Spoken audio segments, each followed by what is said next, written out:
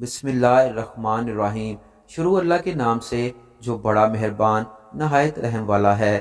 السلام علیکم معزز ناظرین، حضرت انس رضی اللہ تعالیٰ عنہ سے روایت ہے کہ آپ صلی اللہ علیہ وآلہ وسلم نے فرمایا، قیامت کے دن عورتوں سے سب سے پہلے نماز کے بارے میں سوال کیا جائے گا کہ وقت کی پابندی پر نماز ادا کی تھی یا نہیں۔ پھر شوہر کے متعلق سوال ہوگا کہ اس کے ساتھ کیسا برتاؤ کیا۔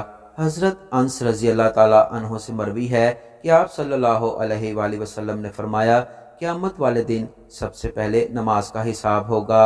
اگر یہ صحیح نکلا تو باقی اعمال بھی صحیح نکلیں گے، اگر اس میں گڑبڑ ہوئی تو دوسرے اعمال میں بھی گڑبڑ ہوگی۔ حضرت محمد صلی اللہ علیہ وآلہ وسلم نے فرمایا، بہترین مال یہ ہے کہ آدمی کے پاس اللہ کا ذکر کرنے والی زبان ہو، شکر گزار دل ہو اور ایمان کی مضبوطی کے لیے مددگار مومن بیوی ہو۔